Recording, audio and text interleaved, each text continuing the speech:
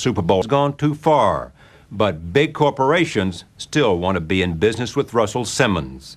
Why? Because he has his finger on the pulse of everything young people listen to, watch, and wear. And there is no better place to see the cool things he's selling them than his flagship store in New York City. It's called, what else? Phat Farm.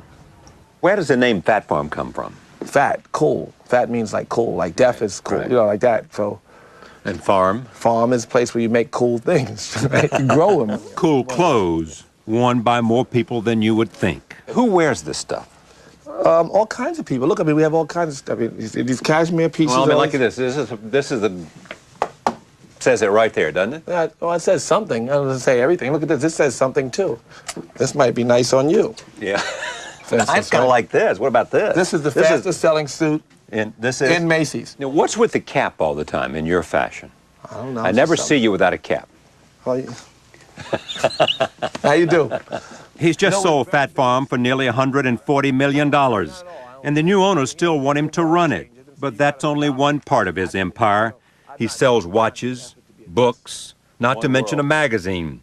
And his supermodel wife, Kimora Lee, is in charge of the women's division. All combined, the Simmons empire is generating nearly $500 million a year in sales. Sales driven by kids in the suburbs, not the inner city. Like sweet morning dew. And some of America's biggest companies have taken notice. Like never before, corporations see hip-hop as the ultimate sales tool. Coca-Cola had Simmons create this commercial.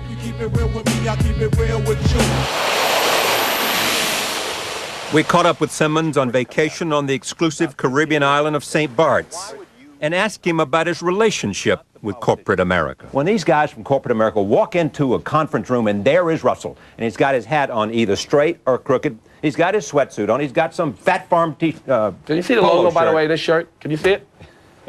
You can, right? And he's in his favorite color, pink. Pink is our spring color for Phat Farm. So you go in there, what is it they think they're getting? I think that they're getting, you know, two things. One, they're getting an entree into a world that they don't know enough about. So they want a gateway to selling their clothes, their phones, their movies, whatever it is, they want to sell it to America. This, to me, is fantastic. And they see Simmons as the man who can make them look cool to young black and white kids around the country. An initial purchase order of 20,000 phones. Motorola, the global cell phone maker, is also in business with him. On this day, its executives went to his New York office to discuss a new line of phones. Simmons showed them his wife's pink phone. They suggested encrusting it in diamonds, and he insisted on a hip new ringtone. Yeah. So they trust me to make a safe judgment. And what do you get out of it? Well, I get paid. It wasn't always that way. And they said rap was crap, remember, Axis ran to the ruler came. In fact, in the early days of hip-hop, Simmons had a lot of trouble getting mainstream record executives to invest in his Def Jam record label or any of his other ventures. They thought hip-hop was too edgy, nothing more than a fad. As it turns out, those executives missed the boat on a multi-billion-dollar industry. And Simmons, well, he became a very rich man. And as you're about to see, Simmons isn't afraid to rub it in. Are you better off because you didn't get a lot of money from white companies? I'm always better off. The arrogance of white men is why I'm here today. If not for them, I wouldn't be here. What the hell do they need me for if they were open-minded enough to allow this cultural phenomenon to be part of their makeup? So my independence is because they didn't accept me. So every step of the way, I've made more money. While white record executives ignored hip-hop, white teenagers couldn't get enough of it. And Russell Simmons was the man who introduced those kids to some of the biggest names in rap. Not only did he turn them on to the music, he sold young America the lifestyle. It's no wonder they call him the godfather of hip-hop. Make some noise for Russell Simmons, y'all. And no one has followed his blueprint for success more than this man, Sean Combs, the rap star and businessman who's also known as P. Diddy. Yo, I'm back by popular demand. Say I want the crown but can't handle it. Did you watch him build the empire and said, if Russell goes into clothes, he'll do Phat Farm, I'll do St. John? Yeah. If Russell goes into sneakers, I'll do sneakers. Where Russell's going, P. Diddy wants to be. I've taken pride on following him. His wife is a model, my girlfriend's a model. I have a clothing line, he has a clothing line. He has a house in the Hamptons, I have a house in the Hamptons. We're like twins, but I'm younger. No, I've been stalking his life, basically. Is that it? P. Diddy and other rappers learned a lot from Russell Simmons, but who did Simmons study under? Well, it might surprise you that his mentor's the Donald, as in Donald Trump. But Simmons has a very strange way of showing Trump respect. In a recent print interview, he complimented the Donald by referring to him as his, quote, nigga. Well, I read it in the newspapers with an A at the end. Yeah. And I called him and said, that's the worst thing anybody's ever said. Why would you say a thing like that? He couldn't understand what I was saying. He said, that's the greatest thing I could ever say about anybody. Despite the occasional misunderstanding, they've been friends for more than 10 years. Trump has taught Simmons a lot about business, maybe too much. Does this mean that he may very well end up richer than you? I hope not.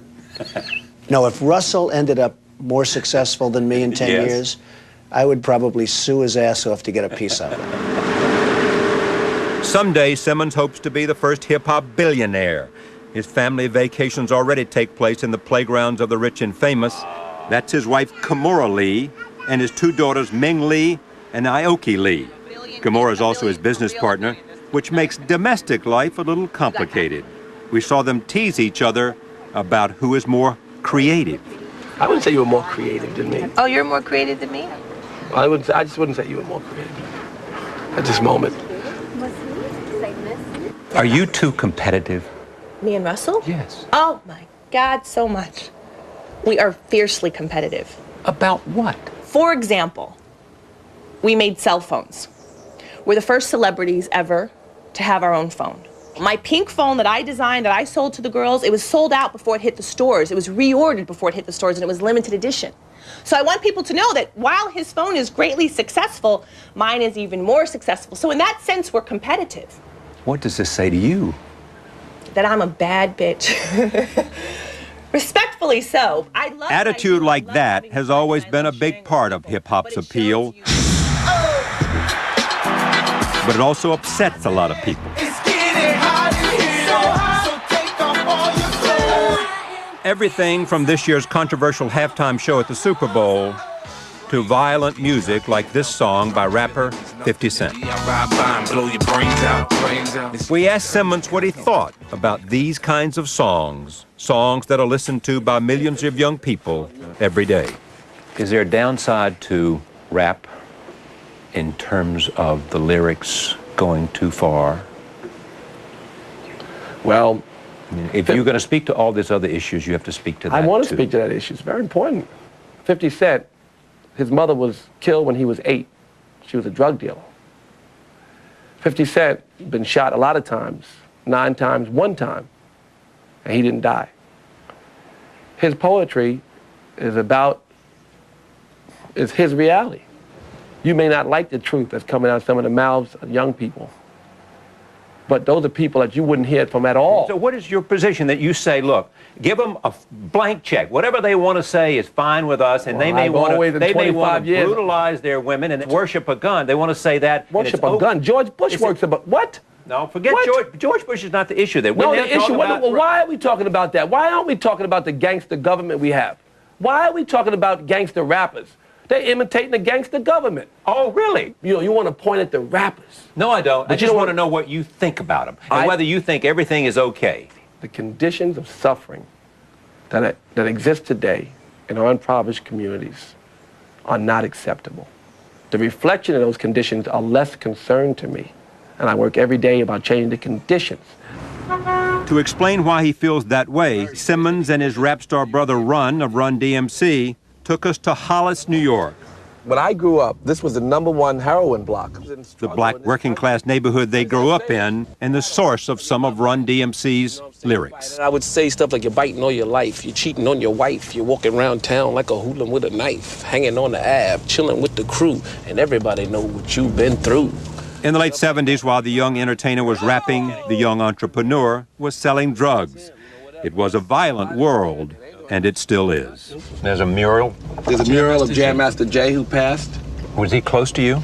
Jam Master Jay was like my son. He represents a visible kind of an example of all the people who are being murdered here constantly right now.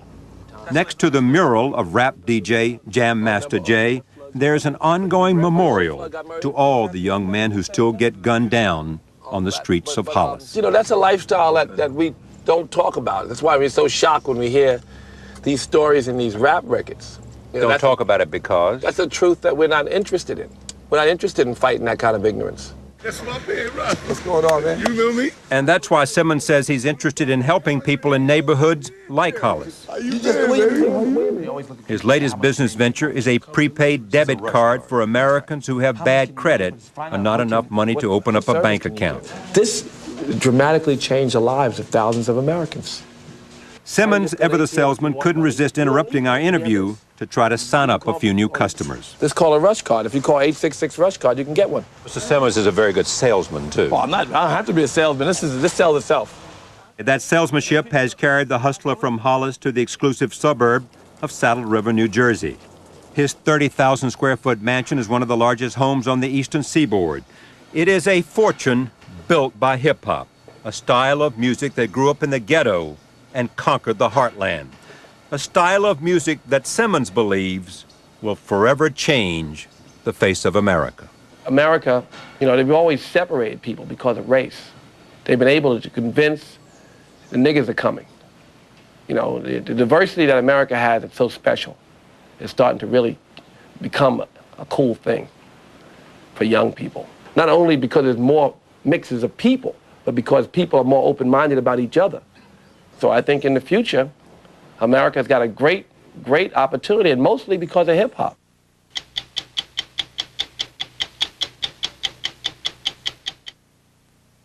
IP treatment that exceeds anything you've ever seen. He's got the guy with the umbrella. There's just a level of ludicrousness about that that is inspiring.